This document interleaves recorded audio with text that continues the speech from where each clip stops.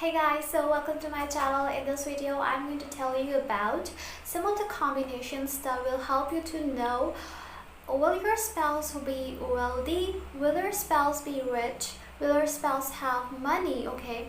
So one thing that you need to know is that whatever we get in our lives, okay, is from our past lives karmas.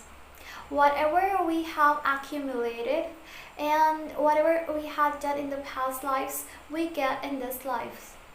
But before we get started, please subscribe my channel and follow me on Instagram. If you want to take my personal consultation, so please check the link below. Okay, so let's start our video.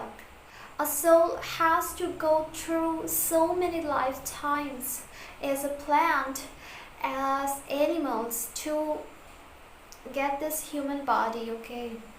We have not got this body as a gift, like someone gave us a gift, God gave us a gift. No, we have suffered a lot in animal forms and in the form of plants, and after all these sufferings, we finally have got this human body to progress towards moksha, or towards salvation from this world. So anything in this world is not free. Even the love that our parents give us, or they spend their time and money for building our future or for sending us to school, is not really free. Nothing in this world is free. Okay. So it is very important to understand these things.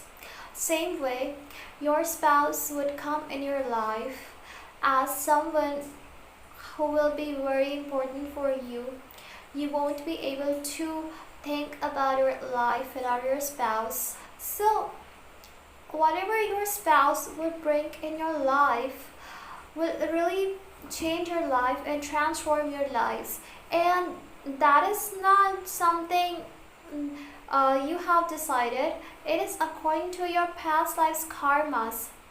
If in your past lives you have done a lot for your spouse and you have really sacrificed many things for your spouse, or your spouse have taken a debt from you in your past lives, then in this life you will get a spouse who would be really rich, who would have money, who would be famous, and you will get to enjoy the fruits. If in your past lives you had taken debt from your partner, then in this life you will get a spouse who may or may not have money, but you will have to give your money to your spouse. And I have seen many couples where women works and men doesn't work, and women has to manage everything. She is quite irritated by this thing, but she has to do it. It's her karma to do it. So it is important to understand all these things before we get to know it deeper. Now, there are certain combinations in a birth chart that can tell you you will get a rich spouse, or poor spouse, or someone who is just middle. One thing is that there are two houses of wealth, 2nd and 11th house. These two houses should be really strong. Then only we can say the person will have wealth. Your 2nd and 11th houses are your wealth houses, and your spouse's wealth can be seen from 5th house as well as 8th house. 2nd from 7th, 8th house, and 5th house is 11th from 7th. So that's why it will be the wealth of your spouse, the gains of your spouse. If your 7th lord sits in 11th house or in 2nd house, then you will have a wealthy partner. If your 7th house is not afflicted, it is aspected by Venus, or Venus comes in first house or seventh house, or Jupiter comes in first or seventh house, or Jupiter aspects, then also we can say that you will get a rich spouse. If Jupiter sits in 11th house, it will aspect your 7th house. So it is also a very great combination for having a wealthy spouse.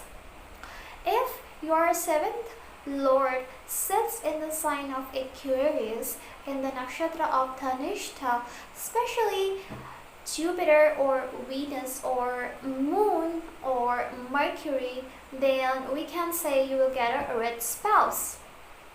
If your 7th Lord is very much afflicted by Ketu, by Rahu, by Saturn, especially Ketu and Saturn, these two planets don't have to do anything with wealth. They signify poverty. So that's why if these two planets come anywhere in aspects or sits in 7th or 1st house, or aspect 7th house or 7th Lord, then also we can say that you will get a simple spouse. I'm not saying that you will get a poor spouse who won't have money. I'm just saying that he will not be as wealthy as you are expecting your spouse to be. Okay, so this is the thing that we have to say, and I'm telling you this according to my observations and my experience by reading the charts. And then Navamsha chart is really important because it tells about what kind of married life you're gonna have and many things about your spouse. Okay, so maybe at first your spouse won't have money, but later in life maybe your spouse can have a lot of money if your 2nd Lord of Navamsha chart sits in 11th house. Then we can say that you will have a lot of wealth from your partner. If any planet sits in Pushkar Navamsha and it is 2nd Lord or 11th Lord in for D1 chart and sits in Pushkar Navamsha, then also we can say that you will get wealth from your spouse. Okay, so 2nd house and 11th house of Navamsha chart are highly important to tell you about the wealth you are going to get from your partner. If you have benefic planets in your 2nd house or 11th house, if there is house exchange or sign exchange between both the house lords, or Jupiter or Rahu is sitting there. Rahu is the planet, wherever it sits, it expands the qualities. So yes, if your Rahu sits in 2nd house or in 11th house of your Navamsha chart, it will expand the wealth. Okay, so this is what we need to see here in this part. So it's highly important to see the dispositor of your Rahu. Okay, if Saturn aspects or sits in your 2nd house or 11th house, then it can give your simple spouse. Your spouse may have immense wealth, but you will get highly simple spouse who would be very simple, who would be very helpful to the people and will not be proud of his or her wealth. So the important planets for giving you wealth are Venus and Jupiter, which are materialistic planets and they give you materialistic pleasures. So these planets are very important. Your 7th Lord connection with 2nd and 11th house.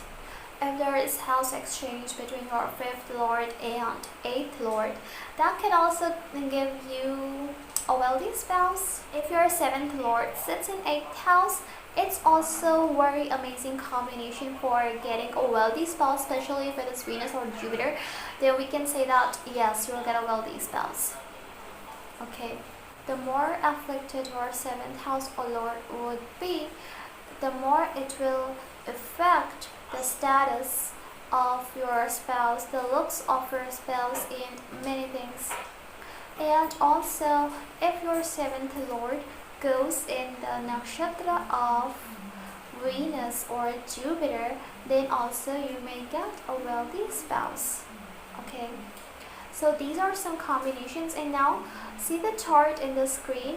This girl has got a wealthy spouse who is really not a simple person, but he has his own company and he is quite so much wealthy. Okay, so she's also wealthy, but she has got a spouse who is really wealthier than her. So see this chart in the screen. Okay, see her birth chart. She has Venus and it's aspecting her seventh house. Okay, her Saturn is also aspecting her seventh house, but still she is going to get married early because her seventh lord is well placed. She has Rahu in 11th house and Dhan Yoga.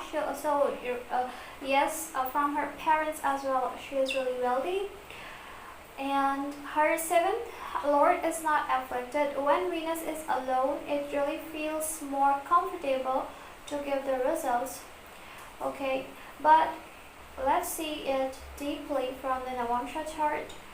In the Navamsha chart, you will also see the Dhan Yoga in her chart.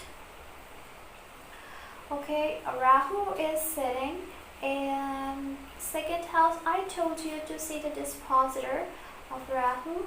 It is sitting in 11th house, in own house. So you can see that it is giving her so much wealth after marriage.